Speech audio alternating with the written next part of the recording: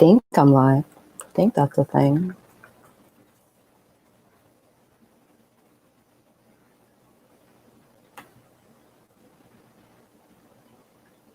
I am. Howdy, howlers. It's Sako Tumi, also known as Cass Voigt, and I'm just drinking coffee and waking up and stuff. I have excellent news. Most of you already know. However, I finished my novel is done. Like it has a. I'm putting the bow on it right now. I'm formatting it for ebook and print. So I'm super excited. And it's Morgan.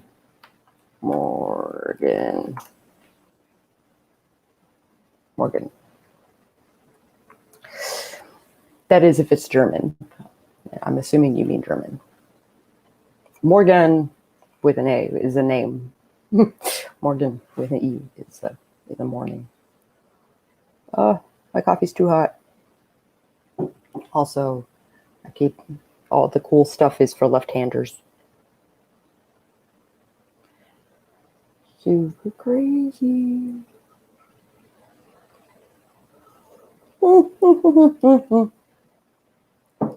Super hot. So yeah, I'm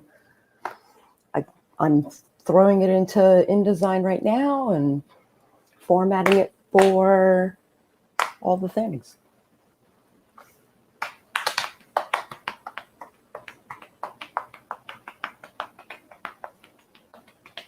I'm super excited. I got a cover, doing the formatting. I got most of I gotta do some Facebook images, I think. But ad campaign, I just got a couple of ad campaign images to make, and I'm almost ready to go. My release is going to be September 20th. September 20th. Knowing me, it'll probably be at midnight because I'm a dork.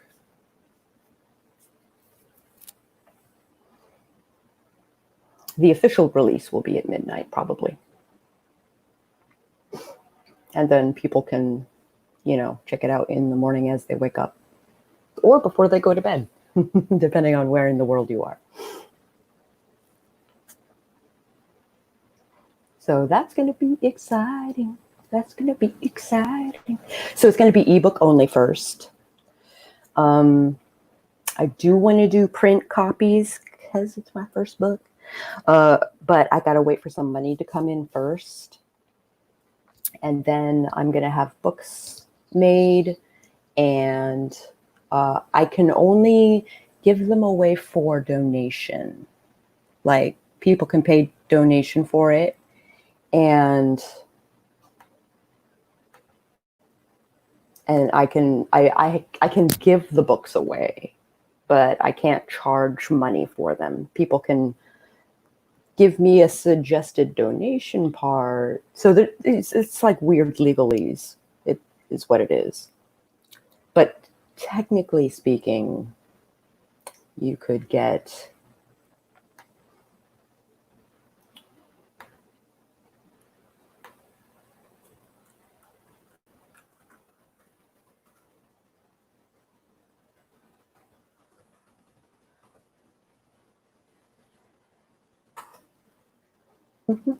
I might have a doll. That would be real cool.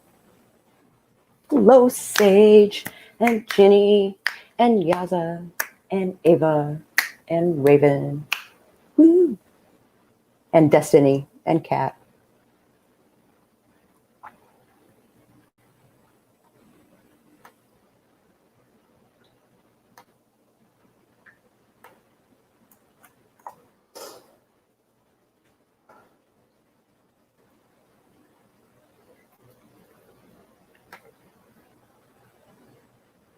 Yay.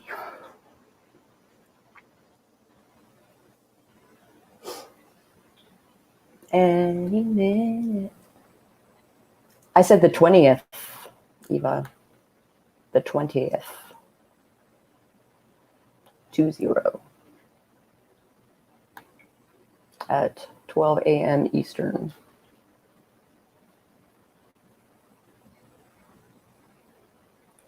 This will include the audio version, just for our people who prefer audio versions as well as kind of need audio versions. Grandbaby's birthday is the 23rd, so I thought I read it wrong. Okay.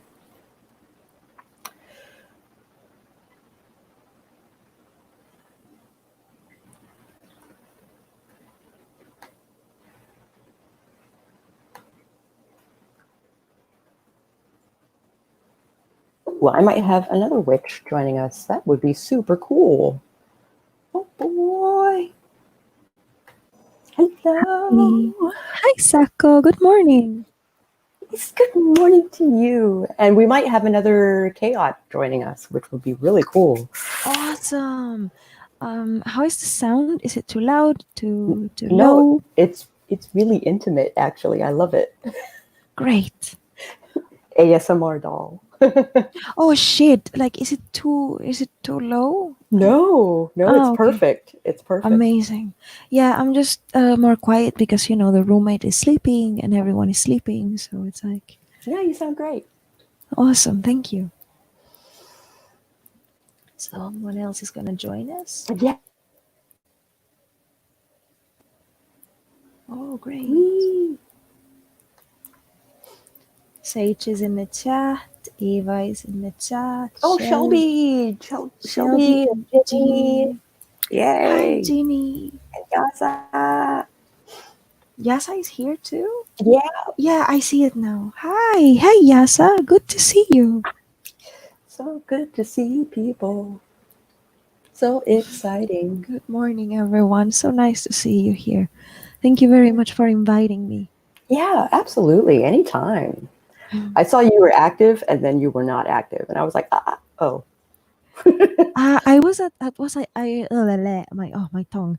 I was at Kat's stream for a bit, and I started making breakfast and just doing some house stuff, and I bounced without realizing. I had to put my phone to charge. So today I am on the laptop, actually. That's why the microphone sounds a little bit different. I prefer this. Oh my gosh. So I went through and I implemented all the suggestions that Sage made, though I've got one chapter that I need to make less chunky. But, like for the most part, I'm done. And apparently the way we did it was that it was in Google Docs, and then Sage would suggest edits, like through their system. I know because I am also working with an editor for my short story, and we are also using the Google Docs method and the suggestions, and I approve or not approve, or Right, or we exactly. comment and I reply to the comment like, oh crap, that was my grammar going out the window, not the character, that was me. Oh yeah, I will fix that. So it's like that kind of interaction that I'm having. Right. I am so thankful. I'm so thankful for this opportunity. Like, it is the first time I'm working in that method. Not the first time I'm working with an editor, but in this kind of editing for a short story, yes, that's my first time. It's so I am so great. thankful. So great. It's wonderful. I just whacked right through it this morning. And apparently every edit that I made, it's been emailing Sage with every edit that I agreed to. There were hundreds. Hundreds of suggestions. Yeah, there will always be many suggestions. But which means many emails. It's very humbling, actually, because English is my second language, so it's very humbling to see where I am fucking up finally. But at the same time, it is reassuring that people believe in me enough to help me with these things. So it's both at the same time. It's very humbling. It's like, ah, shit, why? Where is my grammar? But at the same time, it's like, oh, well, but I mean, I can fix it. It's fixable. So, Yeah. I was really grateful for Sage's like catching mhm. all the stuff that I'd missed. There were a couple of points where I was like, "This is not what I was trying to communicate," but mhm. but the suggestions that most of the suggestions that Sage made, I implemented. Mhm. I am doing the same. Most of the suggestions that I'm getting, I'm like, Mostly actually, capitalization yeah, issues. Mostly capitalization issues. punctuation issues and a little bit of grammar here and there, and a little bit of one of my characters is British, so we have to be careful with the slang. Sure. And the other character is Icelandic, so where did she get that slang from? So it's like very nitty gritty already. It's not like it's not that bad. It's already nitty gritty just to make it better. That's so excellent. I'm so I'm glad. so happy. I'm so happy with this. I Yeah. can't believe that my short story will get published. This will happen. It's not a dream.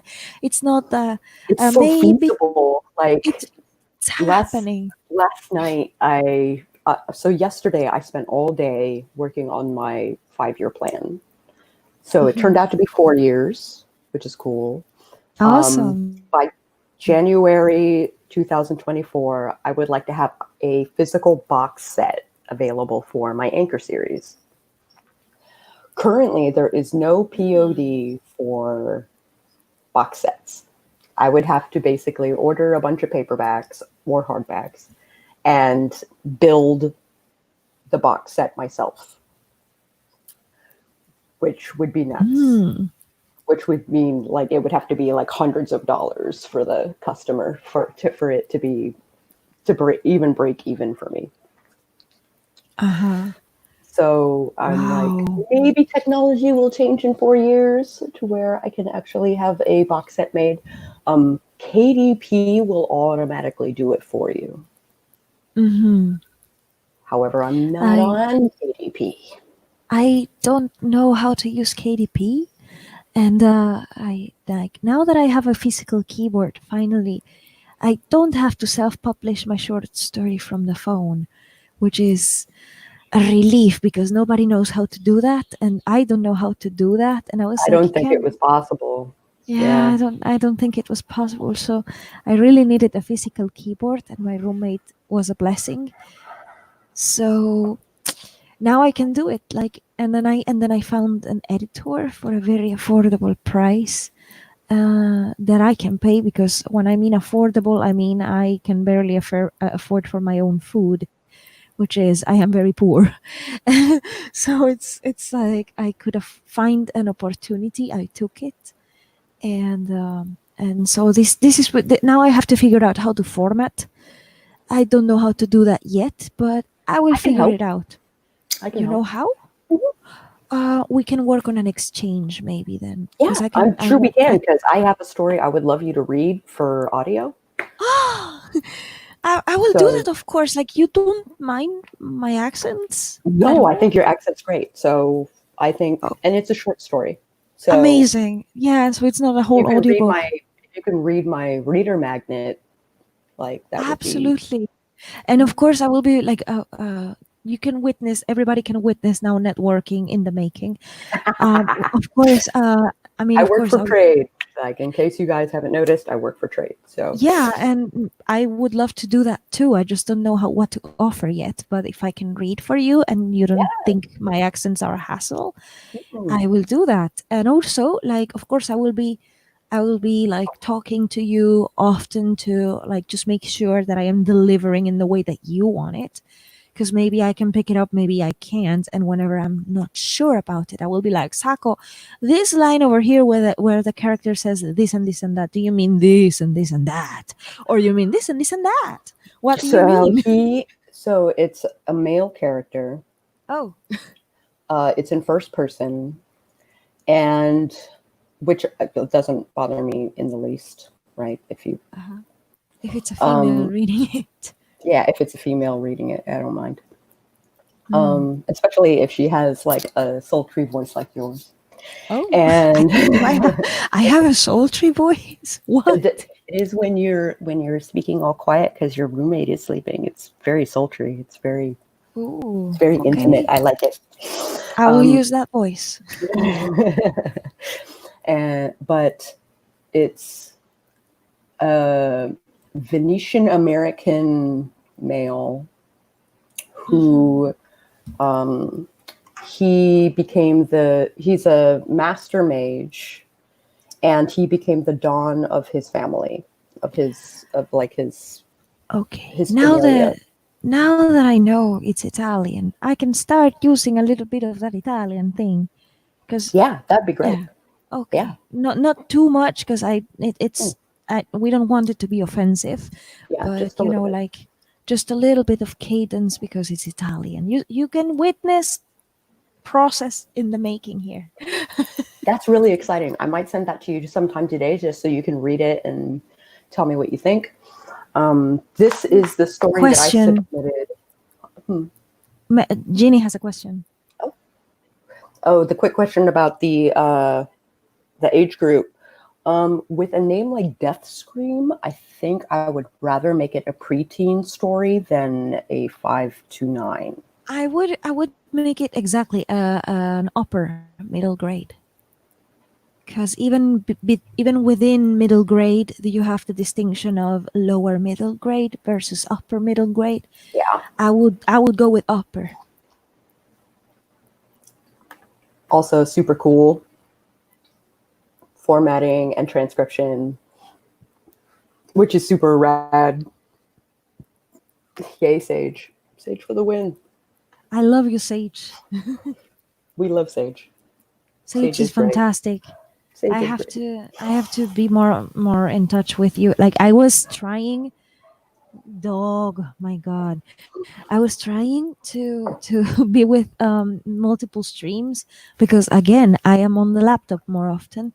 Yeah. So I was trying to be on multiple streams, but my hearing experience was very difficult. I was on 3 streams at the same time. I was with Sage, I was with Caro, and I was with Cerebral Hedonist, who was streaming for the first time, and I really wanted to give her Oh, some cool. support.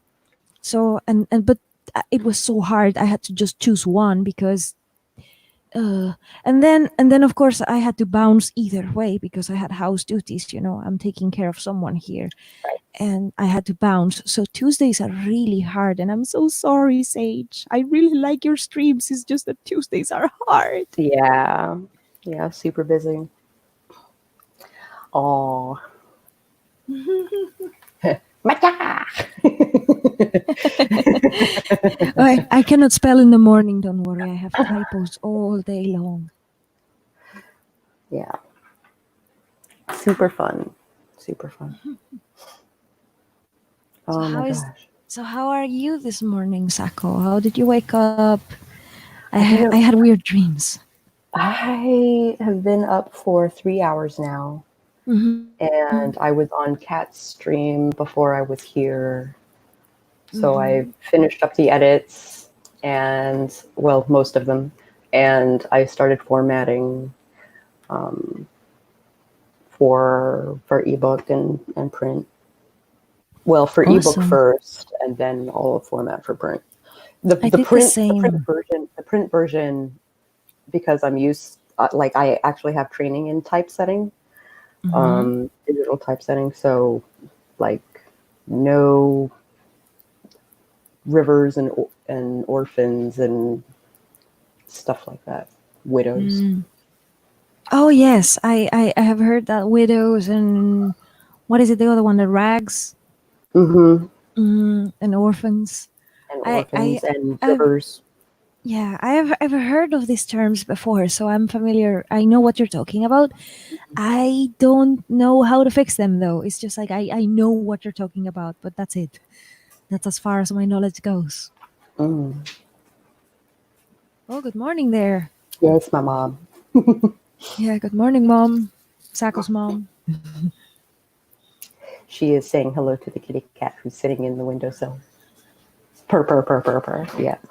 Kitty purrs. Yeah, there Kitty was some purrs. kitty purrs yesterday in someone's stream. It was some like I don't know. The cat just got too close to the mic, and I was able to hear all the purring magic there. Oh. Good morning, cat. Is that Nobukatsu This is Muffet. Muffet? She's basically like, soldier, you left your post. We need to go back upstairs. Yeah, he's not very happy. Not a very happy cat. She is a very happy cat. She just happens to have a little bit of dementia. So she just has to be like attached to my mother at all times. And if my mother like leaves her bedroom, my cat or her cat, The cat goes Muffet is like, come back to me, human. exactly. Yeah. Yeah, I know things are hectic, but I want to support people, Sage. I always want to support everybody, which is getting difficult on certain days of the week because of my Work schedule and stuff. Yeah. the work schedule with this elderly lady that I take care of. It's like we take. I'm not alone in this, thankfully, because that would be hard. Mhm. But like I also have to help my roommate. Like we both do it. So Well, that's good. yeah. So Tuesdays and Thursdays, I am half in spirit. Like sometimes on Tuesdays, because like we have a schedule, but it's flex. So some Tuesdays when she needs to do things that she has nothing else to do and I have to do things, like there was a Tuesday where I did so many things in the morning. It was a Tuesday and I could be around because like that was like a switching day thing. Mhm. But we don't usually switch days like that. So yesterday I was halfway here in AuthorTube and halfway there too, and it was kind of complicated. Oh, yay. So luckily she understands because she's also an artist, so she understands exactly what's going on. But it's hard.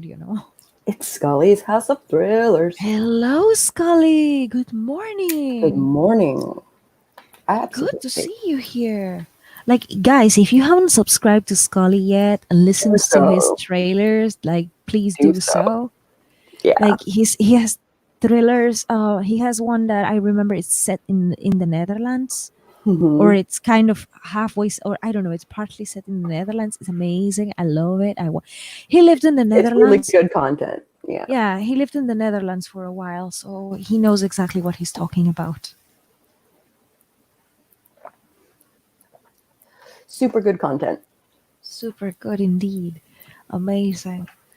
I had weird dreams again, like, but I think it's my own this time around. This is why I wanted to mention this.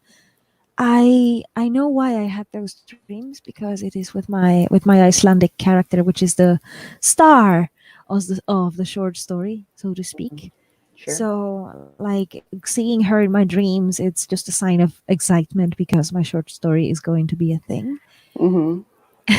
So I saw her in the dream, and she made me cookies, and the first thing I asked was, "Are they poisoned?" I like where that's going. Of course, she didn't What's she like gonna my say? answer. Say yes? Like. She could. Yeah.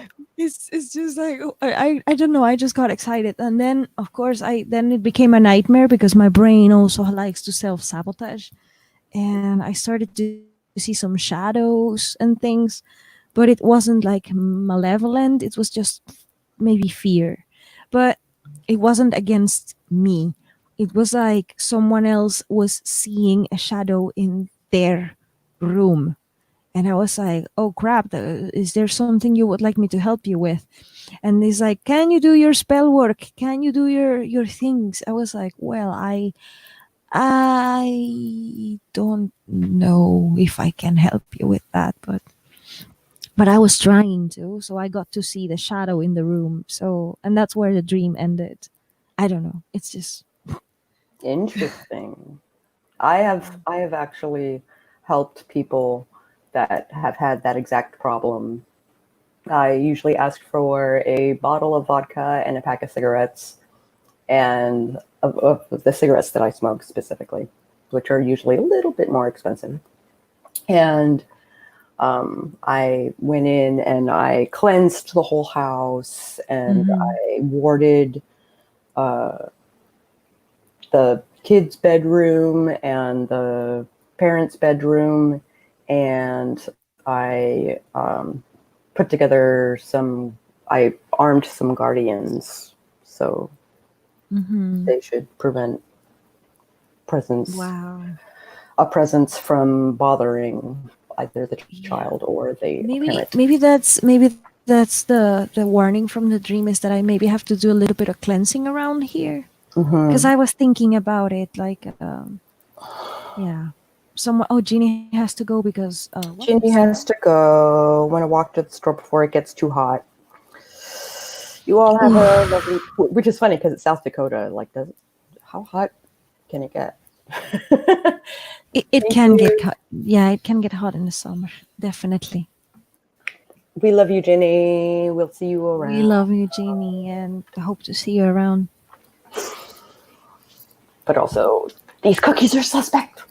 These cookies are suspect. Yes. Yay! Bye is here. Yay! Bye. Hello, bye. So good to see you.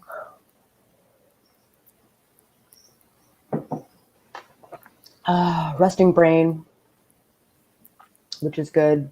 I'll be on here for another half an hour to an hour.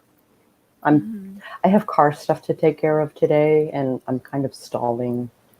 I am still marveled by the people who can drive. The upkeep on the car sucks, especially during the quarantine thing. Yeah, because you don't have a place to go for the maintenance. Well, I do, but it requires me to go to the place for the maintenance. Yeah, And I'm like super, yes, procrastination. Let's do all the stalling.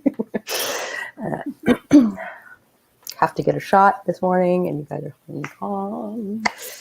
Oh my God! Shot is just a prick. It's just a prick. It does hurt a bit, but it's just a prick, and it goes away quickly. Yeah, it goes away quickly. Actually, if the doctor, like if the people, pricking you are good at it, it doesn't hurt actually. It doesn't hurt at all. Yeah. It depends on also, you have drink some water. Remember to stay hydrated.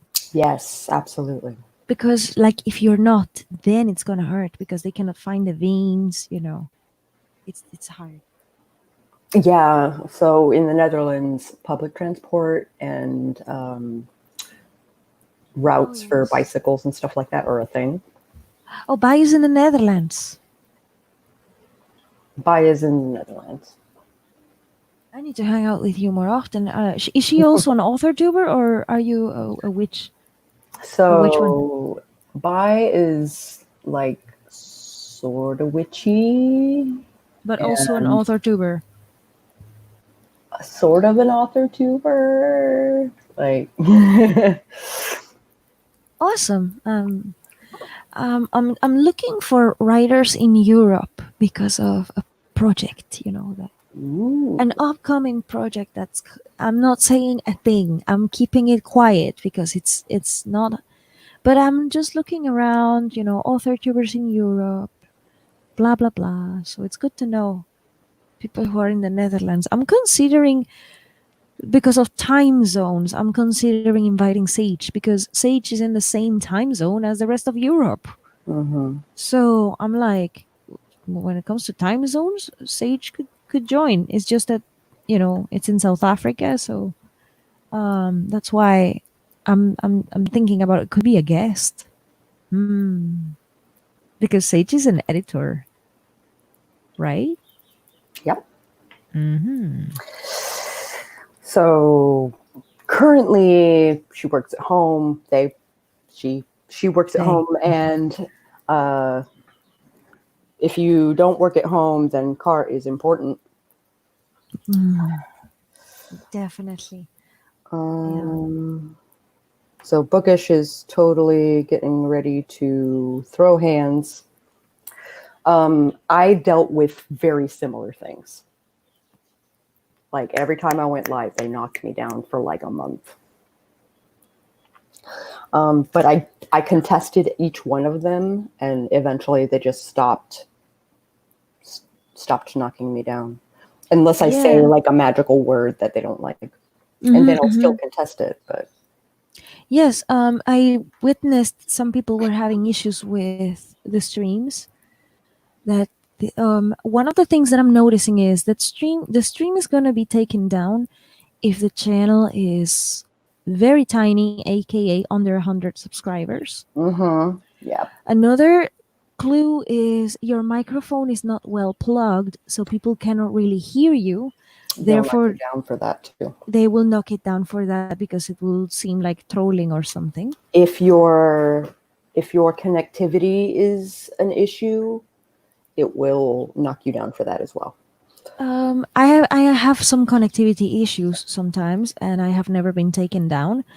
But then again, I already passed the 100 subscribers, and my microphone is plugged. So it's like a combination of things.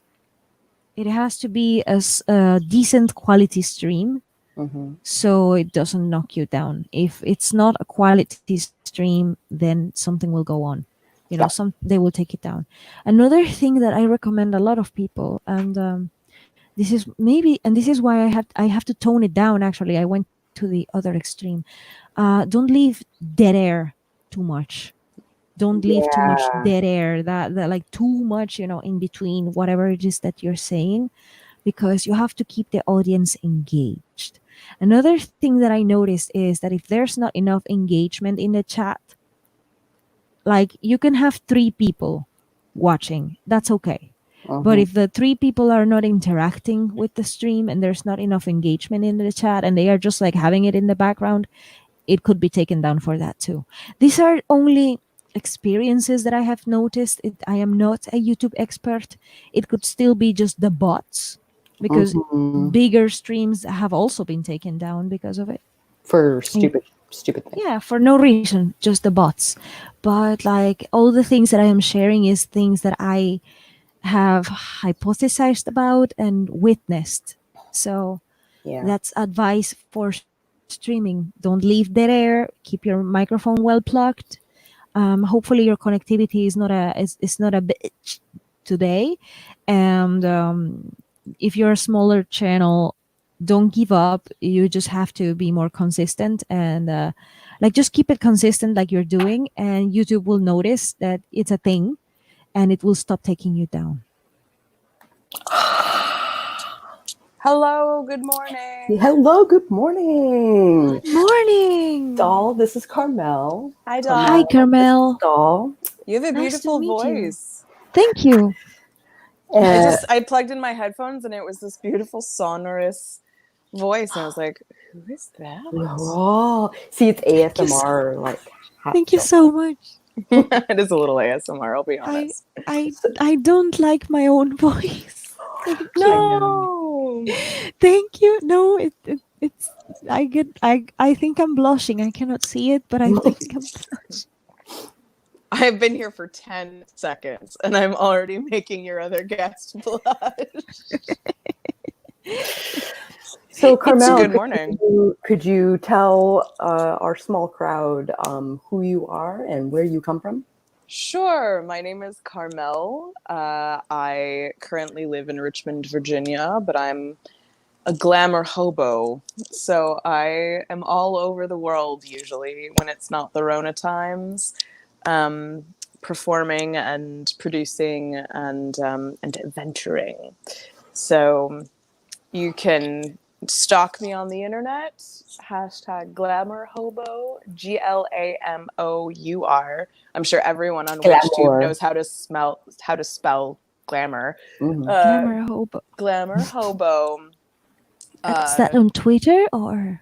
No, I'm Carmel Cleven on Twitter. I can drop it in the thing if I can do that in the chat. But you can find me on Instagram as Carmel Cleven and Facebook as Carmel Cleven. But if you search hashtag Glamour Hobo, like it's all my shit. It's all yours. I will look it up. Thank you. I don't You're so do welcome. Instagram. I don't do Instagram that often because I'm blind. I'm partially blind, so I can see some, but not, for what I can see, I'm almost blind. Sure. So Instagram is a little bit difficult sometimes. How does Twitter work better for you in that way? Because I have it in dark mode. Okay.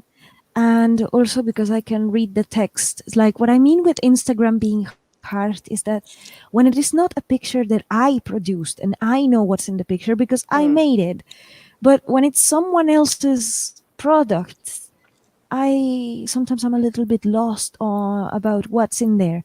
If it's a picture of a laptop and coffee, great. I understand what's a laptop and a coffee. Right. I'm talking about writers, But if it's like a selfie with a particular facial expression, I have no idea what's going on in there. If it's a lot of text and quotes with tiny prints, that's more difficult. I already have Twitter set to the bigger fonts, so I can see that better. But Instagram, I have no control on your font size and style, so it's harder. It really depends. It's harder for me to do Instagram. Therefore, I don't do it so often. I'm there, but I don't do it so often. Yeah, I'm around. Thank you, Raven. Carmel, CarmelClaV, V as in violin, I, N as in Nancy, as if I'm talking to a telemarketer or something. No. Like, this is how we spell my name. KLAV. CLA. CLA. VIN. I knew that. You totally knew that. I'm all over the things. And my website is called Spectacle and Mirth, as in I make a spectacle of myself for your mirth. Ampersand or and? On the internet, it's A-N-D. The web address is spectacleandmirth.com. So we had a new moon 2 days ago, and I was reading. So Sunday through Tuesday, basically. So I went out to sing to the moon a little bit, and I found I've been using the Orphic hymns a lot. And there's one for Nyx, and it's really jolly considering that most people treat the moon as like a danger warning and Nyx at night. I mean, like the goddess of night and darkness is usually written as this like terrifying, scary, but like this Orphic hymn to her is super jolly. And one of the things that says she's a friend of mirth with a capital M, which I love. I remember reading ages ago about in the Kingdom of Hypnos, which is the thing that I've been super into lately. But she is, when you fall down an internet hole and you're like, I may never come out of here. Yeah. I may never dig my way out of this place. But it talks about how Nyx her children are things like mirth and fellowship and secret sex, but also things like discord and chaos and strife.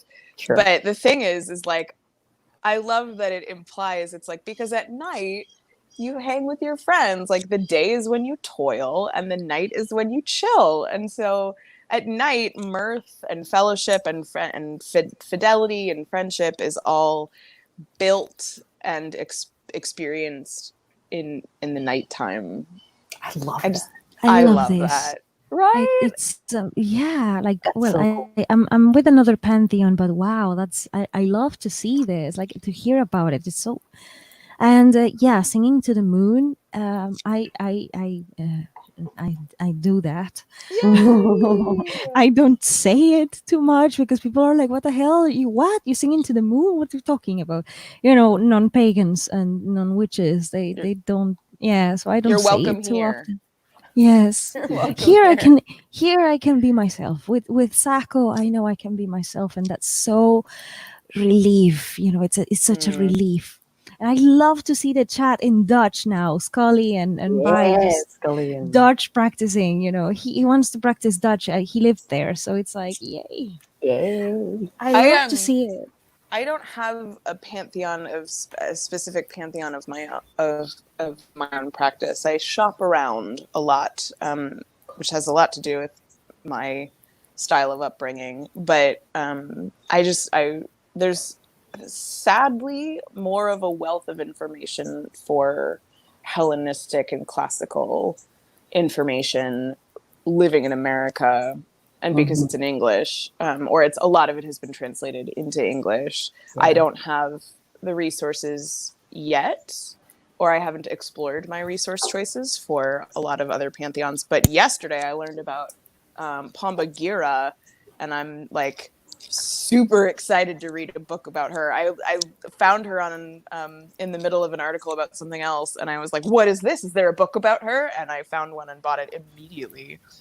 That is exactly how I found my deities. I heard about the Norse pantheon so many times because it's popular with Marvel, Thor and all these comics, and they take influence. They have a lot of influence from the Norse pantheon, but they never talk about other gods and goddesses, like the more obscure ones.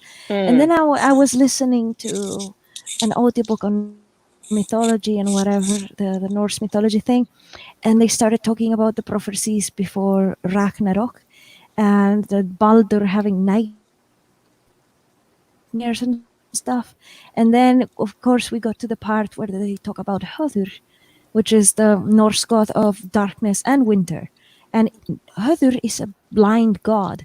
And I was like, hang on, there is a deity that is blind. I'm like, and the god of winter. I need to read more about Höður. Höður is also the twin of Baldur and also a warrior. So that's how I found my other deity, because I had one before, which is Skadi. Skadi is another goddess of winter. She was an outsider because she was originally a Jotun, and from Jotunheim, and she got the status of goddess through marriage. So she was an outsider, but she claimed for justice, and then mythology, and and so she became a goddess, acting on justice. So she is the twisted balance between revenge and justice, but I love that. I am all for it. So Skadi was my deity for a long while, but just Skadi, and I was like, but I need the two aspects. I cannot just work with one because I feel incomplete. But I just left it, like, oh, maybe it's Odin. But no, it wasn't Odin. It's Höður, and I just found it just by researching. So it was Really cool. very reassuring to have discovered that there is one branch of mythology that wasn't so ableist, and actually there is a blind god in there, because my issues with Greek mythology is that every other monster is blind. Oh, interesting. Yeah. So, I was just thinking, I was having some thoughts about Medusa. Can we talk about her for a moment? yeah, sure. Ladies. Absolutely. So Medusa, I have a theory about Medusa. So Medusa was the sister to the Titans. Right. She was not a Titan. She was family. And when the Olympians overthrew the Titans, she was not killed, but exiled. And they said, you have to go as far west as is possible. And nobody look at her. Right. If you look at her, you'll die. And so there's this twist moment in my logic of like, because it says that she used to be beautiful and now she's terrifyingly ugly, and if you look upon her, you'll die. To me, it feels more like, is she really ugly, or is that part of the curse of tyranny. The like, if you look on her, like, you cannot witness her, you cannot acknowledge her, you cannot allow her to have a face in the world. And just for added like pepper, like, and in case you're interested in looking anyways, she'll turn you to stone and you'll die. So the like, if it really is it a taboo to look upon her face because you'll die, or is it taboo to look upon her face because she represents the enemy of the establishment? The latter. Right? That's my I theory. I like this a lot. And I have heard hints from people who have Medusa as a primal symbolic focus, like deity. Like Mm, I have heard hints of this from people who follow Medusa. mm. I'm on to something. You are. I'm on to You something. definitely are. I had big dreams about snakes last night. Snakes everywhere. Snakes, being a snake, echidna, all the things. Snakes are Yes. around. Is it? That's when I heard the hints. Because I was tweeting about my dreams. I tweet about my dreams constantly and my sleep schedule and stuff. And because I'm stupid like that, that's my Twitter. And I'm here and for it. I had dreams about snakes, and I was very worried because to me snakes are a little bit dangerous. Um, but it could also be punishment because of how Skadi punished Loki. So I was Oh, like, sure. Or yeah. So I guess it depends on your paradigm, right?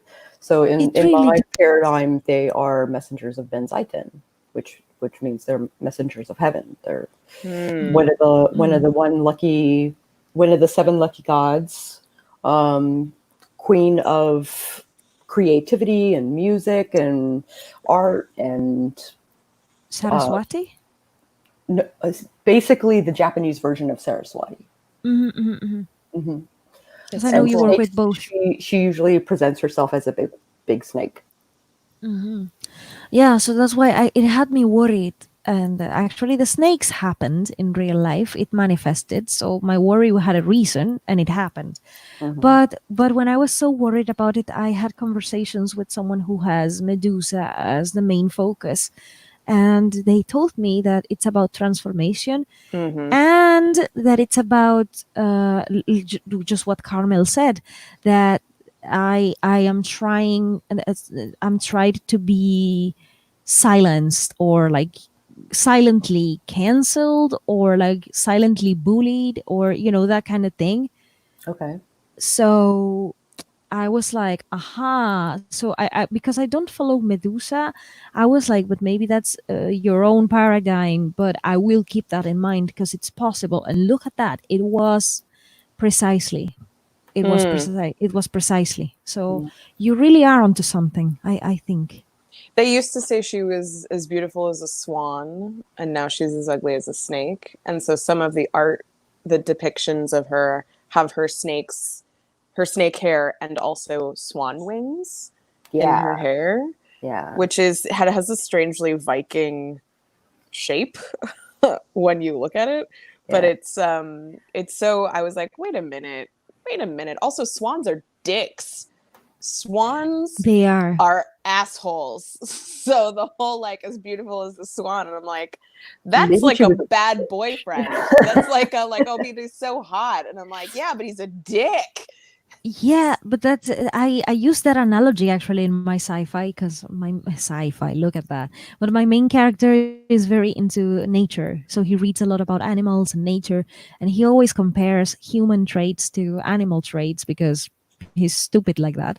And Mm, so he said that his friend is very gracious, like graceful, like a swan, mm. but he means that he means because he already knows somehow that she's very beautiful and graceful and feminine and bubbly, but she's deadly. You do not mess with her. Oh my gosh, that's awesome. That is so so cool. Somebody had a question about Medusas and the snakes. About if the snakes were added later. Yeah.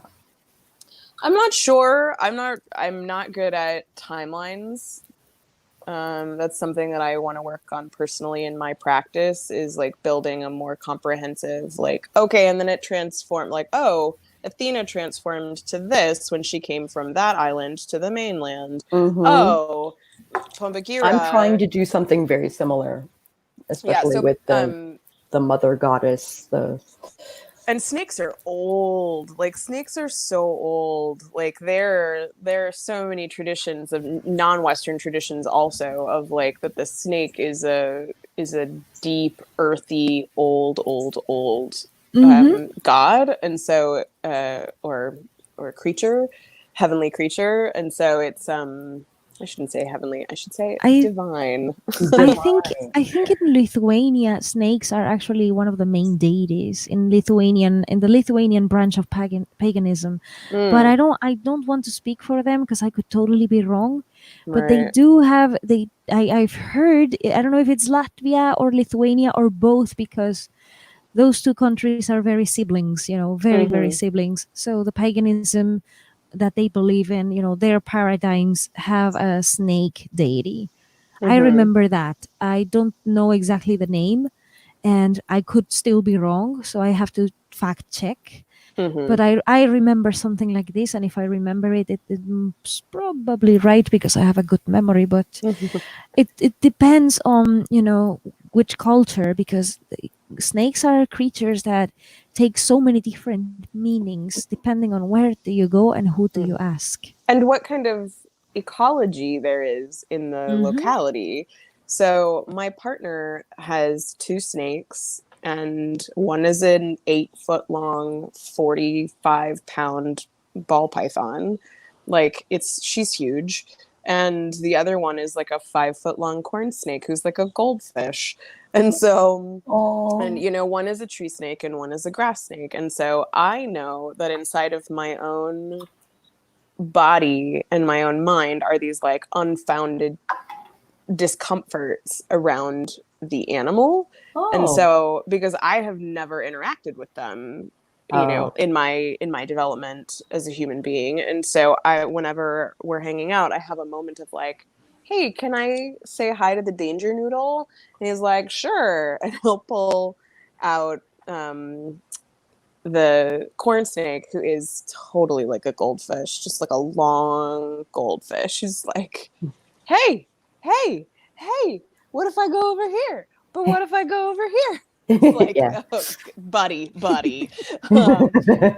um, but he's curious. He's a curious snake, and so I don't want to say I make myself, but because I'm not repulsed, I'm just like, it's such an alien feeling. Like the feeling of holding a moving reptile is, especially one without legs, Legs. is very strange. And so I've been doing the work on my own to be like, you see, like there's danger in some ways, but also not. Like this animal is not more dangerous than a cat. A cat will Hmm. fuck you up. A cat This can corn fuck you up. snake, Hmm. yeah, this corn snake is not going to fuck you up at all. It Yeah. might try to like, if it even knew how to strike anymore, which it doesn't, it would be like, ah, oh, never mind. So it was so like working with my logic brain and like retraining my cells, my physical cells, to be like, don't be freaked out by this. Like listen and watch and feel, and like, because my partner says like people are freaked out by reptiles because they don't know how they move. They don't have faces to read like mammals do, or muscles or hair or ears like mammals do. But snakes are actually very predictable, Yeah. if you know how What they to look move, for. if you've learned. And so they're much more predictable than mammals. So the idea of like, I don't know where it's gonna go, I don't know if it's gonna bite me, is like, it's all very I based in think a they, lack of information. yeah, I think they're very clear about their intentions. I'm Yeah. learning. I've held the big danger noodle, the danger tube. The The She's Danger. heavy. She's so heavy, and she can squeeze you until there's trouble. So like that's much more of a like you have to like manage the situation a lot more. Mhm. But it is so weird and so cool to feel like, and that's just muscle. All of that's His just muscle. a big muscle that's just going like, hey, I want to climb you like a tree. She's just being friendly. Yeah, she's a big hug. She's just a big hug, a heavy, heavy hug. Like instead of those like weighted security vests that people use, like maybe they should just be holding ball pythons more often. Just like, just hold the. So the snake thing I think is it really changes depending on your ecology, where you're from, how you've been raised, and like if you're in a tropical situation, there are different dangers than there are in a Scandinavian situation. And just I was in Sierra Vista, Arizona when I was introduced to snakes. Ooh, Right? So rattlesnakes and sidewinders and all kinds of and in Ireland there are no snakes. Waka waka. And in Fiji there are no snakes. They say that in Ireland there are no snakes, and I want to believe it because I was in Ireland and I never witnessed a snake. Yeah. So I wasn't running around in the believe wilderness enough to have seen this Well, thing. there aren't. I mean, it's part of the Irish thing is also linked with the St. Patrick myth of him banishing the snakes, which were just pagans. But in Fiji, on the main island, there are no snakes. That is true. There are outlying islands that have them, but this one doesn't. It has lots of other critters. It does not have snakes. So it's not impossible. It's just but you know, it really does speak to how our ecology informs our beliefs and informs our fears. And again, that deity I found, Pombagira, which a lot of people already know about her because she's from the Afro-Brazilian Portuguese tradition. She's it's very deeply rooted with snakes because they call it a skin shedding and transformational cult. So again, it's like, why snakes? And like as you were saying, Doll, it's about transformation, it's about change, not about propaganda. It's not evil. It's not evil. It doesn't represent sin or anything like that. Right. It's not. Yeah, it doesn't represent taboo and sin and malevolence and evil and Satan and the devil. That's their paradigm. That's what they believe, but it's not necessarily the actual meaning of the symbolism of a snake. That's what it means for them, but okay. It's not the same for everybody. Sako, is Doll your friend that you told me about who's doing more work with toning? Yes. And singing? Yes. It is me. Hi. Yes. Doll, this is Carmel. That she was so Carmel is the one I was talking about that was working on sigil work that would be audio. Fantastic. Yeah. I am the blind friend. I am the blind friend who wants everything in audio. Cool. Yeah. Have you done any audio-based sigiling? Not yet, because I feel very new and I don't know what I'm doing. Lots of experimentation. I don't want to provide something that isn't what I want to provide. I first I want to make sure that I'm doing it right, and then I can share. Oh, I meant just on your own, not inside of the sharing. Yeah, well, I am learning from Sako's videos about witchy content in general. I am learning that I am one of those people who do a lot of things, but maybe doesn't have the term for it. Like when she was talking about the main, like creating your private Idaho, I realized that I have one. There's a word. There's a word for it. Yeah. There's a word for it. Like I realized that I have a writer's tulpa, But that wasn't because of Sako. That was someone else who told me. That was my writer brother who said it could be a tulpa. And then Sako started talking about tulpas, and I was like, oh, okay, so both are talking about the same thing. It must be it. That must be it. So like I have things, a lot of things happening, but I don't have the words. So I am one of those witches who does a lot of things without knowing exactly the term for it. So I feel that I am not qualified enough to share. That was a lot of what was happening in our chaos group. Was a lot of, oh, I know that thing. I just didn't know there was a term for it. Yeah. Yeah. And so it's all within, that's how I found out I was a chaos witch, was basically like, I'm eclectic enough. I just don't know like the terminology, what lexicon we're using, basically. Yeah.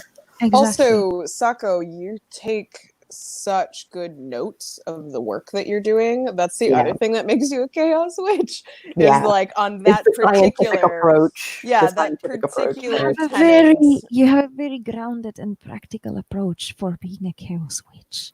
and It's so very, many journals. very grounded, very organized, and very practical. Yeah.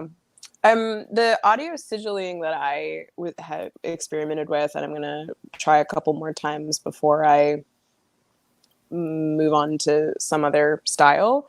I do a lot of gestural work when I'm doing a working or trying to work something out. I've found that like just like sitting and meditating keeps me in my head too hard. So if I'm actually like, it feels very theatrical, but the swirling arms, the moving back and forth, the moving your hips, the like that, like literally like painting a picture in the ether with your hands and your gestures makes a difference to how I'm able to focus. But with the audio, it still started from a place of sight.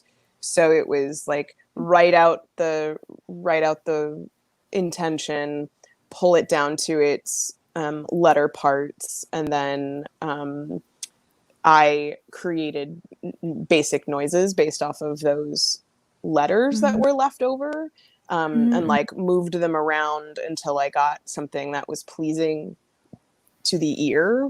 Also, I see the comment by Raven, and I think you're up to something. It makes a lot of sense what you're saying there.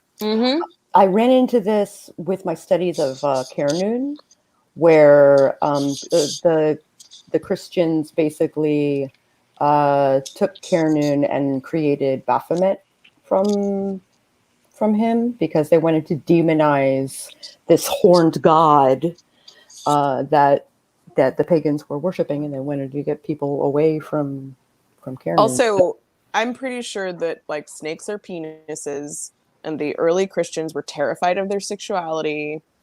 Or I should say late Christians, not early Christians. Late Christians were terrified of their sexuality and couldn't control their fucking dicks. And so it was all like snakes are dicks are scary, snakes are scary. Yeah, definitely. It may just be as simple as that. Yeah, could be. Why I don't understand why everything in society reduces to sex, but it does. So the more or in the food closet you are, or food, yeah, the more in the closet you are, the more like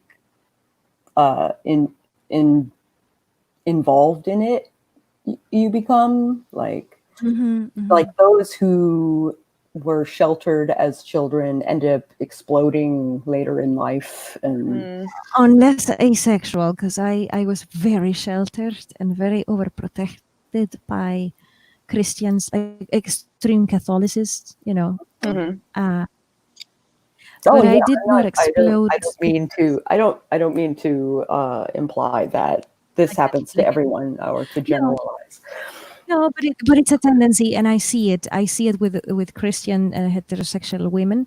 I have noticed that they do explode, and they go very crazy once they are out of high school, and they go out of, their parents' wings you leave them alone for 5 minutes with a dude, and oh my god, yes, I have seen it. But I suppose I am an exception to that because I'm asexual, and I really don't. I realized that when I moved to different countries, because I was thinking that I was considered ugly in some places, and then I moved to places where I was considered beautiful, actually, and so it's all a cultural thing. I no longer trust anything. I no longer know if I'm beautiful or not, Of course, you're because it really beautiful. depends. It really depends on where you go. It really depends. So so I don't care anymore about that. But once I realized that I could have a chance to, be the crazy bloomer whatever thing, I realized that I didn't want it. Like genuinely, I didn't. So it's like, okay, it's not that I was sheltered. It's not that I'm a late bloomer. It's not. It's not that I am ugly, because that's not the case here. It's not that I wouldn't like the guy because he's my friend. He's cool. He's quite attractive. It's just not my type. But I mean, and I was just questioning everything. I was like, "Girl, you're asexual. You're you're asexual. There's no running away from it. You just don't want it anymore." But yeah, I totally agree, Yeah. Sako. I know what you mean, and I have seen it. So I do agree with you, actually. I grew up in a very sheltered religious place as well, and so, but it wasn't Christian. It was Abrahamic, but not Christian, and it's it is. I'm a pansexual queer, so it's the Ditto. other end of Yeah. the spectrum. But it is my experience as a performer, because that's mostly what I do. It used to be before the Rona. It is the obsession, the cultural obsession with sex and sexuality is more of a lazy understanding of an obsession with connection. So like I think that's more of the obsession, because it's my understanding that One of the asexual people are not aromantic, like not necessarily Not aromantic. necessarily, exactly. And aromantic people are not robots. Right. So Right. So that's what I mean is this, like as our understanding grows in the spectrum of romance and the spectrum of sexuality, like those are all really useful tools, but I think that the obsession with sex and death and food that and resources that a lot Mhm. of our art spins around is really just about, if you boil it deepest down, is about connection. So is it connecting with another person? Is it connecting with the divine? Is it connecting with your own identity? Like, and sex gets people there in a Yeah, way. And prayer gets some people there in a way, and witch yeah. shit gets people there in a way. Mhm. And then there's also like the destructive forces of addiction sometimes get people there. So like it is a search for connectivity and This is and one of bridge the building, I think. best things I have heard in a long time. I am so happy to meet you. Hello. 1 second. Where are you located, doll? I am currently living in Argentina. Ah, I used to live in Hungary and many other places. So I talk about the two most recent ones were Hungary and Argentina, in the sense that I have been there for a long time, because Iceland wasn't for a prolonged time. I hmm, was there, but not for long enough. hmm, I have been to Finland a couple of times. I have visited Ireland. hmm, I have I have visited Estonia. hmm. I went to Austria, but that was just for a week in Vienna and a week in Stockholm. So those are like smaller visits. What years did you live in Hungary? I was in Hungary from 2013 Okay. to 2019-ish, but Later. I had some jumping up and down. I like 6 years ish in Hungary. I lived in Hungary for 6 months in 2003. So I was having a like synchronicity moment of like, wait a minute, when were you there? No, but you were there When were you there? you were there 10 years before I ever got there. Yes, exactly. You were there when Nox was a big thing. You know, No. the pop folk band. No, I wasn't in that. That was not a in my radar. Oh. Sorry. Yeah, It was they were just getting the euro. Like they were just joining the European Union when I was there. yeah, They but were Hungary, very no, excited. Hungary doesn't have the euro. Hungary doesn't have the euro. They use It was forints. it was before it was right before they joined the union, and it was the Uh-huh. like as a foreigner it was like, oh, and then they'll get euros. So I was still using forints. They're clearly Mhm. still using forints, They are, yeah, but it they was that's how long ago it was. yeah, but They were not even in the union yet. they are still using forints. Still. Hey, my money is still good there. Yep. The money I still have. Careful because they have updated the banknotes Damn though. it.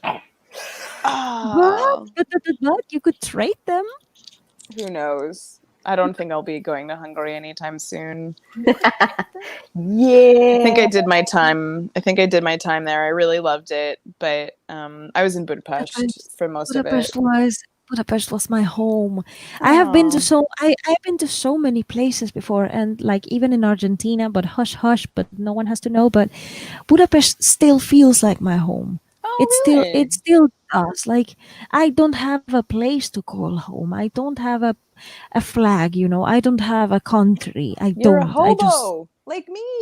I'm a hobo, I suppose. But I felt this deep ease in Hungary because the public Interesting. transport was amazing. I So never easy. had Oh my god.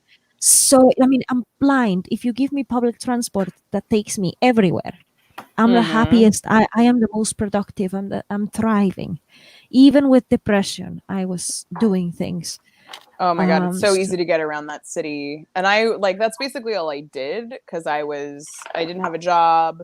I was doing some volunteering work there for that religious community I used to be a part of, and Mhm. I just like I literally did nothing but ride trams and subways all day, and I got so many tickets from the secret subway police because I would constantly ride without a ticket just because like I wasn't doing Secret. it. I just they do. There are these I guys. know what you're talking about. There's a movie about them. There is a I movie know about them. control. Control. Oh I my know. god.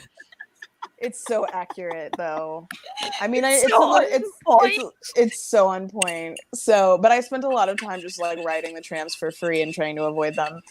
Um, I had the luxury that blind people go for free in Budapest. um, In Budapest, if you're going to another, like if you're taking a train to the Balaton, for example, yeah, I we went get there. we get a yes, we get the big discount.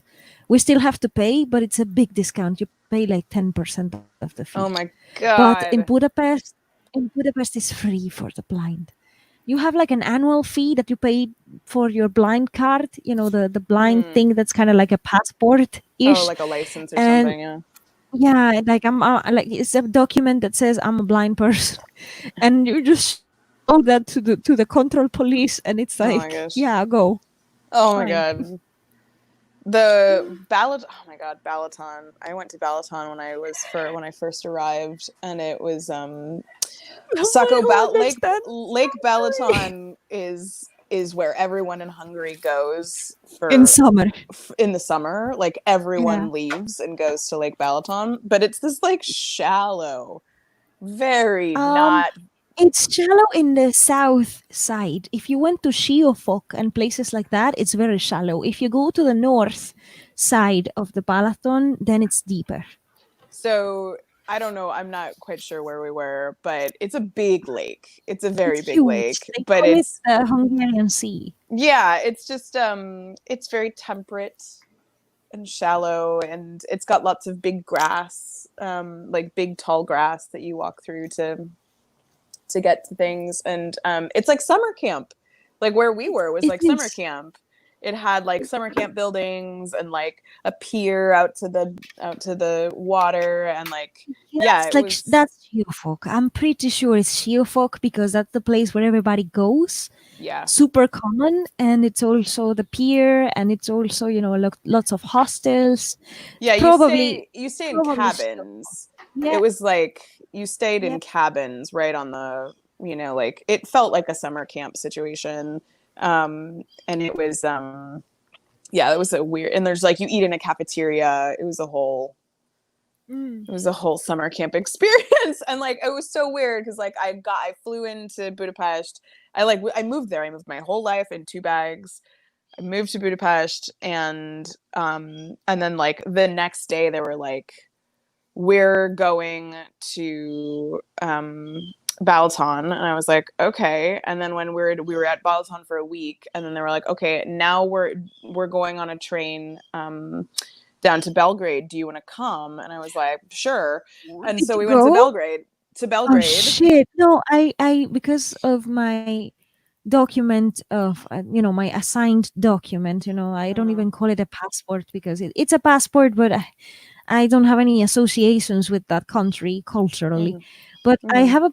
have a passport that is a little bit difficult sometimes. Mm. And I was gonna go to Belgrade, Mm. and I got booted. I was like, no, you have to go back to Hungary. I was like, but I am a resident. And they said, yes, but with your passport, you need a visa. I was like, holy fuck. And I, the border police, and I They pulled started you off the crying. train? Yes, they took me Oh off the my train. god. I started crying. I was like, I am so sorry, sir. I am so sorry. I had absolutely no idea, and my Serbian friends had no idea. I'm so sorry. I didn't mean to do this. I'm so sorry. You can imagine I was Yeah. terrified. Yeah. And they said, no, lady, no problem. No. I mean, they see I'm a blind lady. Yeah. I don't mean any harm. They were like, no, lady, no problem, no problem. You go back to Hungary, you take your visa, you come to Serbia, no problem, no problem. I was like, Oh my god. Oh my god. They Being were- pulled off a train would be so terrifying. they were rough, but because they have to, They're cool. but Yeah. but they were kind at the same time. They understood that she really has no idea what's going on. It's okay. She's a blind student.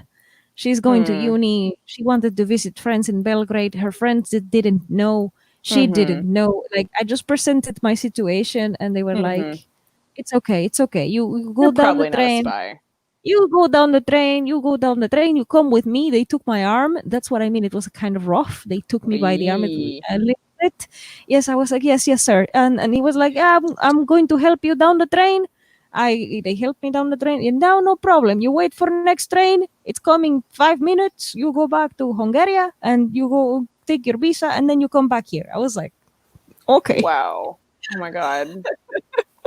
So terrifying. I'm sorry, Sako, that we've hijacked your coffee hour to talk about living in Hungary. Hungary. But I have one more No Hungarian problem. question. It's wonderful research. I have one more question for you, Doll, about Budapest. So I lived in an apartment on the Buda side near Moskva Tér. Okay. Yeah, I know the neighborhood. I was there. Okay, so one of my flats. I lived in many. I lived in all of Budapest. I mean, 6 years. right. But there's a falafel shop, an Israeli style falafel shop in Moskva Tér that I dream about still. Like the gyros place. It's like the gyros place. They call it gyros kebab. Maybe. I think they also had that. Like, but there was only one. There was like one little like palanchinta place that was like tucked on the other side of the square. And then but there was this one spot that did gyros and falafel and like, was it a 24-hour shop? I don't remember if it was 24-hour. I don't think so. It was very clean. It was very like, it felt big and clean. Like when you walk in, like they had the mezuzah by the door. You go in. Yes. And I know this. It's still there. I can't believe you know it. It's still there. I know all the neighborhoods. I was worse than a taxi driver in Budapest. People didn't know how to go places. I was like, you have to take the tram number blah blah, and then you go to this other place here, and you connect either with the the metro 4 line or the 6, because the tram 4 and 6 goes around the city. But that's touristy. I'm talking about I'm talking about like deep shit neighborhoods, like District 4. Like District 14, District 13, how do you get there? Like Buddha side shit, like really intricate. And I cannot believe that you know my falafel shop, my happy falafel shop. Okay, so then across the square, there's a palanchinta shop that was like, it was tiny, and it was technically 2 stories, and it's 24 hours, and it has all these mahogany. 24 hours. Yes, And that all has the all the mahogany mahogany and the and all tiny the spiral mirrors staircase. It and the had mirrors. oh my god, this tiny, infinitesimally small spiral staircase that would take you You up to the just second okay. floor. I know your dream place, and now you're describing mine. Do you know how many? Do you know how many short stories? Okay, danger. My short story that's gonna get published in Halloween. I wrote that short story There? At Nagi Palacinta Soya. That's where I wrote it. That's Oh so my wonderful. God, we have That's to be, really surreal. That is we have to be super friends. surreal. We have to be friends. You're my friend. The sad You are. thing, oh my I'll god, this introduce you guys on Facebook so you oh, can friend each absolutely. The other. thing is that that Palancinta place, I discovered it at the very end of my living there. And so I would have been there all the fucking time if I had I known. discovered it. Okay, I lived until 2019-ish because I had a month off in Iceland, Mhm. but and then I moved somewhere else. But 2019-ish. But Oh my I god. discovered the Palacinta place in 2018. So also near the end of my stay. Oh my god. Well, I learned how to cook palancintas early, like in my time there. And so I still when I make breakfast, I make palancintas. And people are like, "How do you do that?" And are these crepes? And I'm like, "No, they're Kind not of like crepes. crepes, but the Hungarian cousin of the crepe. They're yes, but like made by grandmothers. Like okay, so Yeah. there's this folk story, Sako, about palancintas and princesses. So the story is that there was a prince who wanted to marry someone beautiful, obviously, but he was like maybe he was a king. And so they had a palancinta contest to see who could make the best palancintas in the land. And of course, some beautiful young girl is the one who won, and they got married, blah, blah. But the funny thing about the story is that culturally, people are like, but everyone knows that that's not possible because grandmothers make the best palancintas. Right. Right. You're not going to find someone young and beautiful to do that. No. Not better than a grandma. No. No, better than your grandma. I love this. Yeah. I What is found this a thing saying? Hungarian friend. Yay! So Scully and I Literally. are going to go to Budapest to hang out, Who? and Scully's Ah. House of Thrillers. I want to go there for any occasion. So do I. So Yeah, let us. Scully, the short story will be in audio in my channel and in Cool. ebook format. Both. Doll, Yes. who does your audiobooks? Me. Okay, Oh, no. good. I don't do audiobooks. I will do the short story, and I will have guests reading the other characters because it's a dual POV, and I want a few Yeah. voices. Yeah. So I will have So guests. so call me because I do that and I love doing that. So just saying. They will do voice I? work. Oh, I do will call- voiceover. Yeah. I want to learn how to do proper voiceover because it's just myself, it's just this blind person doing what it does. But oh my God, I have so much to learn before I do it. This is why I have the weird accent in place today because I was rehearsing for Hulda last night. And since I'm rehearsing for Hulda, I have to have my Icelandic in place, Right. She's Icelandic and I have the Icelandic thing in place. It's mostly because of her. But yes, I take it very seriously with my characters. Oh, that's awesome. I'm unfamiliar with your work, but I will absolutely be doing some research. I wish I could spell it in the chat, but being a co-host doesn't let me spell it in the chat. But Oh, Palancinta? Palacinta. I Yeah. say Palancinta, but It's I not don't. right. No, it's not correct. It's been a long time. It's Palacinta. It's like it's PALAS.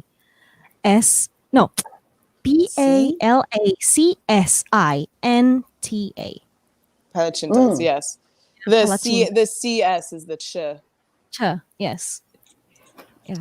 Oh my god. Palacinta. I will happily make you Oh my God. Palacintas. Oh my Happily. God. It's so weird. It's like alchemy every time you do it. You're like, there's not really a recipe. Like there's a No. recipe, but you just kind of feel it There's a You lot just of that feel for it. Japanese food too. There's like there's sort of a recipe, just and just some of feel this it. and some of that, and I There are like this Japanese spice. style pancakes. No, that is not the Yes, project I was there are looking for Japanese style European pancakes. authors. I'm looking for European authors for other projects, but not the short story already has the cast already. So no, it's not that by. I have other projects for the future that I Oh, cannot talk about. are you talking about are you referring to someone in the comments? By in the comments, yes. She said if that's the project that you're looking for European authors, you can skip me because I sound like she says she sounds hard. No, that's not what I meant. No, it's a secret. It's a secret. I'm not talking about the secret yet. So no, bye. I will contact you like privately, and I will ask you and stuff like that. That's So, cool. Palacinta is the Hungarian cousin of the French crepe. Is not quite like a crepe, but like something. pannekuchen, Yeah. like it's Pfannkuchen? Yeah, pannekuchen. They're thin. They're thin They're and they're thin. wobbly, so you can roll them up Mhm. in a cigar shape, or you can fold them up like a crepe. They're not as big as crepes because they're made in a household frying pan Mhm. and not on a Sako, big. you have to make Raven a kind of- moderator so they can share something that they want to share if you agree that they can share it. I gotta figure out how to do that. You have to do it on YouTube. On the YouTube chat, you click on the person and it says make a moderator or add as a moderator, and that's how you make them moderators. Add moderator. Tech You support know, here. Oh, look at that. Now you are a moderator, and you can put links in my chat. Huzzah, huzzah. I Sako, yeah. tell me about Japanese pancakes. Please. So my favorite are the so they're kind of like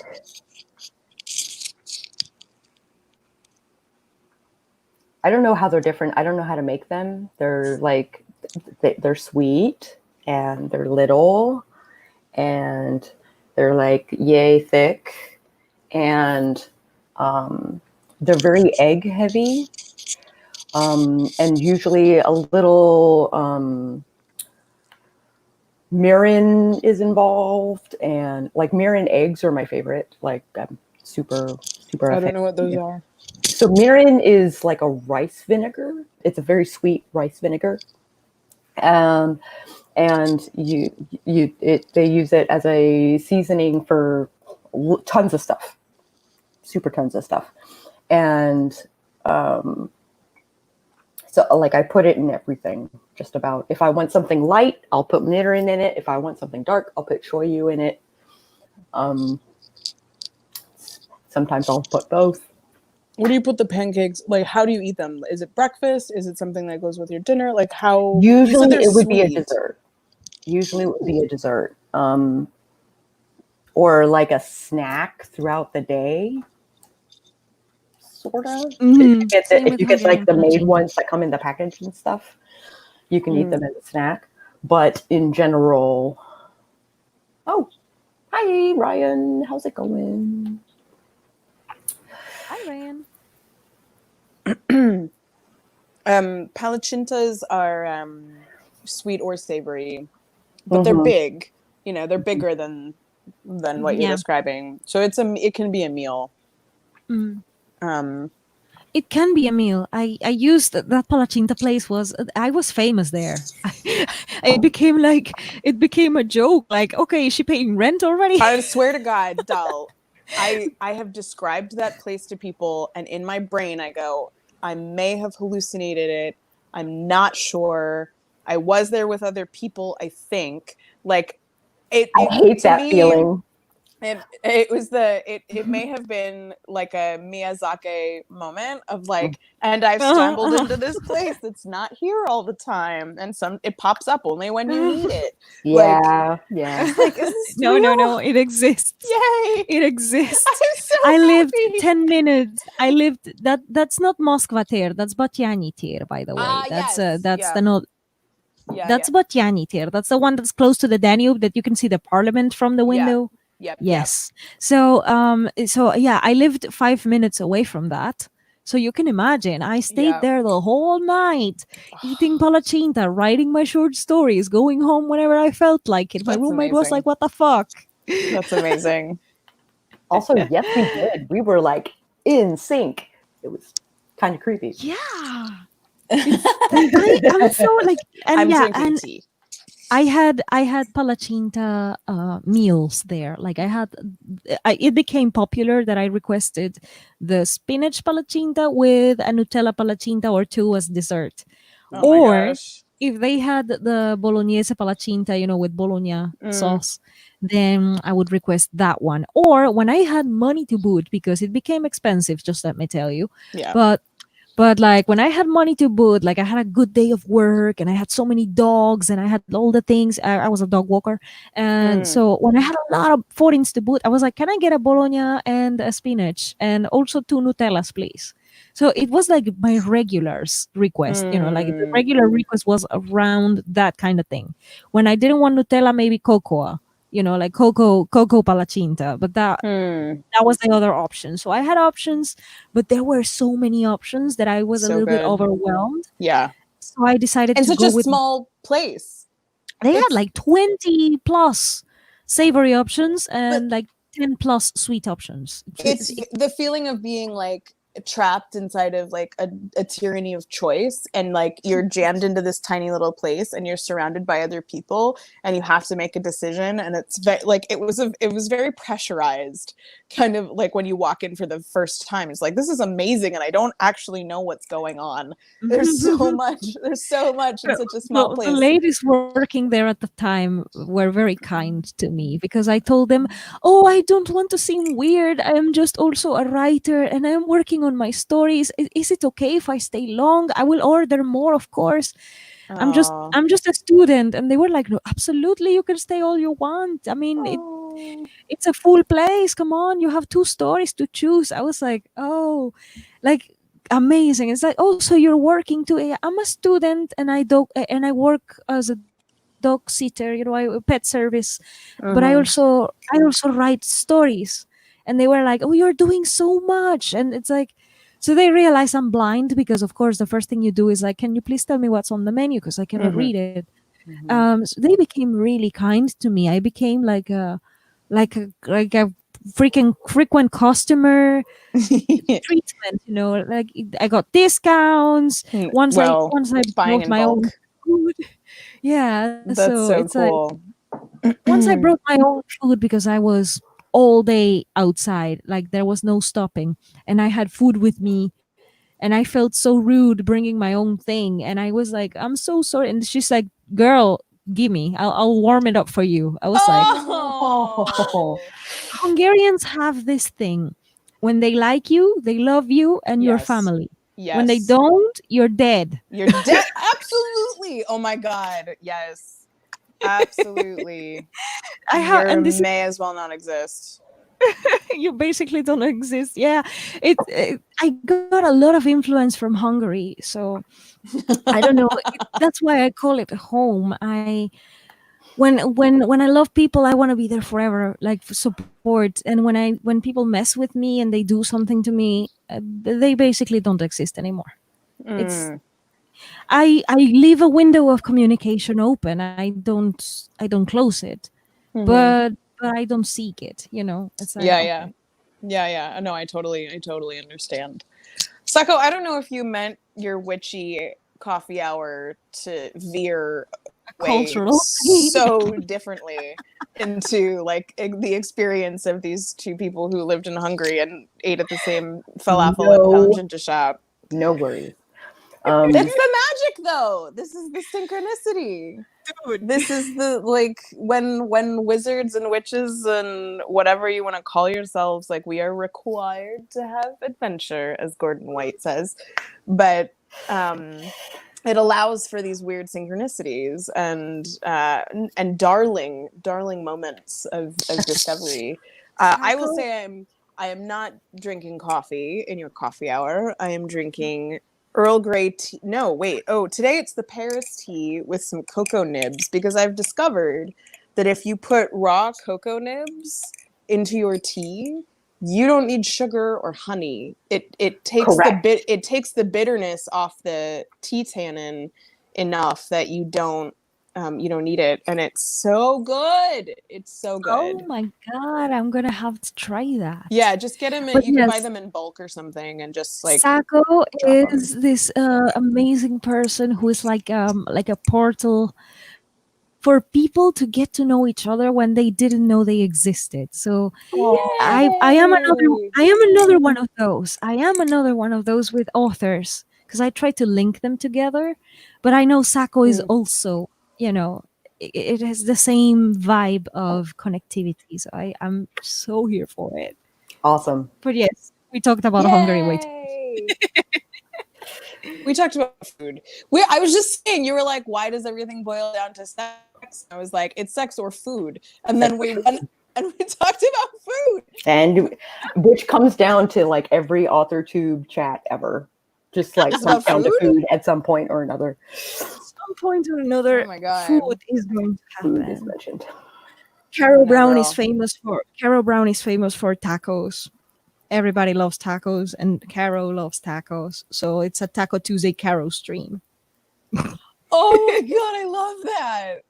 That's wonderful. I am a tea proponent, as per the tattoo and the drinking. And I have a little project called the Teacup Cabaret Salon. And so we have a prompt. I speak with a maker friend or person while we drink tea about the prompt, and then we make bits of art that is inspired by the conversation. So it's not on the internet yet, but it will be. It will be slowly manifesting. It's going to be awesome. Slowly manifesting. It's going to be on my website, I think. I don't know. It's I had all these lofty plans about having the first episode drop on June 1st, and that was a month and a half ago. Yeah. And I have 3 other, I mean, the thing is that it could have happened. It just like the world and the world and the vibe really like came for me and was like, you're not doing anything right now. You're digging a grave. Like that's what you're doing right now. You're not building a ship, you're digging a grave. And I was like, wow. So I've been doing a lot of like reading and much more intense magic work and trying to like dig in, which is very different for how I've lived my life up until this point. Which is very go, go, go, go, go, all the work, all the time, all the chatter. Slowing down, the like Pluto style, Chronos style work is like, I just want to like give Daddy Chronos some like Werther's Originals candies and tell him to fucking calm down. Could he stop being a cranky old man for just a little bit? But it's just I don't think he can. I just don't think Kronos can. So I'm very in the like digging in and turning in and like working on some stuff in that way, which is cool to have people in this format. And then the household I live in is another chaos witch who's here, so we can kind of look at each other and go, am I crazy? Is this crazy? Yeah. No, it's cool. Great, cool. So it is it's a weird time. So the Teacup Cabaret Salon is coming, but it just like my podcast, which somehow is now 7 months old and like hasn't been updated in 7 months. I'm shocked by that. And just like my it has been 7 months. Yeah. So like I've got all the raw materials. I just haven't done anything because like COVID and travel really like just took all of the fight out of me, which I'm kind of ashamed to say in that sense. Well, like when the world, it took the fight out of a lot of us. A lot of us, yeah. So like the revolution is especially here, of creative sorts. Yeah. The revolution is here, and I'm here for it. But I would also like to not be here for it. I'd like to be in Australia or the Argentina. UK. I haven't been to Argentina yet. I have not made it to South America yet. I've made it to as far as Mexico and the Caribbean, but I have not actually been to South America yet. Argentina is very European, so I'm happy for this transition in the sense that it's not as far off from Budapest as I thought it was going to be. It isn't. Argentina is very European. Very interesting. I mean, historically speaking, they have a lot of influence because, you know, Argentina is like Italy's child. Let's be honest. Okay. And Spain and France and some German influence. There is even a Welsh community, and there is a province. I am in Patagonia, but there is another province here in Patagonia. It's called Chubut, and there is a Welsh-speaking colony in Chubut. Yeah, they speak Welsh. Wow, that's interesting. Yeah, so Argentina is very melting pot-like, but people don't pay attention because of the Latin America stereotype thing. Like every Latin American country is the same.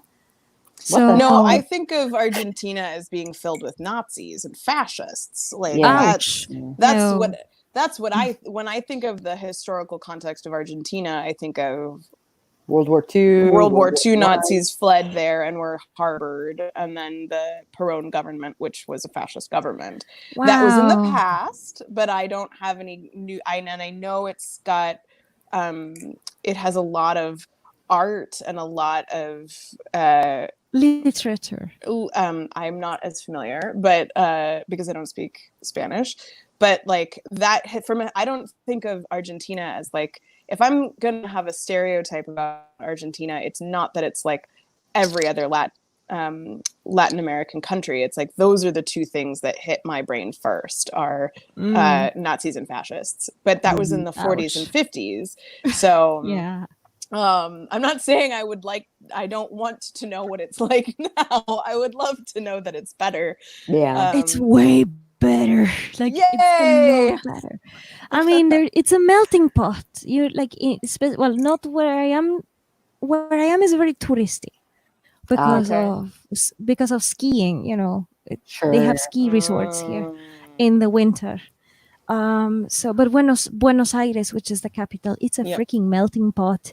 You can find people from all over the world in Buenos Aires. I'll come visit you. That's the answer. I'm not in Buenos Aires, but I'm in. No, I mean, I'll just come to Argentina. I can just come to Argentina and be like, yes, no fascists here. Happy to experience the art and the food and like get an updated and a real impression of a place instead of just the impression of being far away and having only historical information. I see now why some people might not like me. What? Because since I moved to Argentina, I mean, since it's a stereotype, I think I understand what's going on. Because I did not know that stereotype existed. I don't know if it's a stereotype. I see. It's just it kind of is. What I as an you American brought it to my attention. Oh, interesting. Yeah. It precisely. You're in America. You brought that to my attention. So now I have a clearer understanding of what could be going on. And I have to remind people that I'm not white. I am biracial. I am a POC myself. I understand now what's going on. Oh, interesting. I might think Guy up on this because the Netherlands are awesome and I love Dutch people. Like, the Dutch are awesome. Let's go. The Netherlands is incredible. Let's go. The Netherlands is incredible. I want to go there too. I was gonna go because the Netherlands they won the Eurovision Song Contest in 2019. So everybody was talking about going to the Netherlands for the next year. But then I had to move because of life circumstances. And then the Rona happened and Eurovision got cancelled anyway. So no Netherlands for nobody. Yeah. Well, as Americans, we don't get to go anywhere. Yep. for a while, Yep. which is it's upsetting for me because that's how I've been building my life and that's how I've lived my life. Not because I'm like, but I want to go on vacation. No, but, no, no, no. It's but because different. that's how I work, Mhm. and that's the life that I built. But and was building. I'm only 35, but it's really upsetting to know that it's completely off limits for as far as the eye can see. Yeah. And I just don't know what to do about that right now. It's just traveling from state to state. Like what they're doing, at least here, is they're changing the driver's licenses so that they can have state to state restrictions. Are you talking about Oh the my real ID? God. Oh yeah, that's been in the works for a while. I know. Yeah, But they're that's actually implementing it. Yeah, we're all required to have one. It's actually before Rona because they've been planning this for 2 years. Yeah. It's actually about restricting everyone's movement, but especially people of color, of color and non-citizens. Yep. So it's super fucked up. I am a person of color. I am a person of color, and I am definitely a foreigner. So that will be. Super fucked up. Don't come here. It's Don't come a here. mess. It's a mess. Yeah. It's a dangerous mess. Not just like, I- oh, I wish things were better, but like, No, it would be dangerous for you to be here right now. Yeah, I'm a biracial blind woman, and I'm also asexual and pagan. No, it's not No. just that. It's the Rona. It's the Rona. Yeah. It's the Rona that's especially unsafe right now. Yeah. Because no authority, no governmental authority is truly taking it seriously as it needs to be taken, and that is why we are in very big trouble. And why we're not allowed to go anywhere. We are just getting into our second wave. Yeah, it's not a great time. So on that note, what can we do? My battery is dying, and we're coming up on the 2-hour mark. So Sako. I thought I would wrap up. Absolutely. Yes. Carmel, why don't you do your outro? Dear Internet, my name is Carmel Clavin. I am a performer and producer. I am a glamour hobo, and you can find me on the internet, #glamourhobo, and at my website, spectacleandmirth.com. And you can find me all over the faces of books as the marvelous mechanical musical maiden, and Carmel Clavin and Spectacle and Mirth. I run fringe festivals. I perform a one-woman show about an automaton who was once a woman, and I am interested in finding a new home elsewhere. So, dear Internet, but it's a weird time. So I would love to expand the spider web more so that we can be honest with ourselves about the fact that we are not social distancing, we are physically distancing. Our society and our social aptitude can remain strong with one another. So let's be friends. Yay! Awesome. Oh, also I have a Patreon. I do have Patreon. I forgot. I was like, oh, fuck. Oh, I keep forgetting to say I have a Patreon too. Right, I never say it. It's my name, Carmel Clavin, and there I do a cuppa every week, and I share what I'm reading, and I do early access to videos that I make or podcasts that I do, or backstage access to filming stuff that I'm doing. So be a patron and as well as being a friend. Awesome. And dolls? Thank you very much for this magical coffee time. Thank you, Sako, for inviting me again. I am Dal Cecil Runo, the partially blind alien who's an own voices author, aka the ace from space. I like to write science fiction primarily, But I also love to explore other genres with my short stories, like crime, fantasy, romance whenever that occurs, magical realism. I mean, I just like to explore other genres. And I also have a couple of poems posted on my channel. I will release another one coming out tomorrow. So poetry is one of the first things that you will see on my YouTube channel when you go to the homepage. You can find me on social media as Dal Cecil Runo is the same name everywhere, even on Discord. Um, and I also have a Patreon that I'm still figuring out, but I do share very unique things there for people to know, for people who care. They have all the ins and outs of my life. So they get all that. I can sing on demand. No one has asked yet, but I can sing on demand. I can do audio work for you, but we have to discuss things, of course, because I am not just going to give you something that you're not satisfied with. Of course. So yeah, I have a Patreon, I have social media, I have a YouTube channel that's my main focus, and I stream on Wednesdays at 2 p.m. Eastern. And I have a short story coming out this Halloween, so that's me in the longer version of my outro. And howdy, howlers, is Sako Tumi, also known as Cass Voigt. Today, my guests were Cecil Runo and Carmel Clavin, which we experienced a magical connection and a really surreal connection, actually. Yes. Which is amazing. And I'm glad I got to witness that.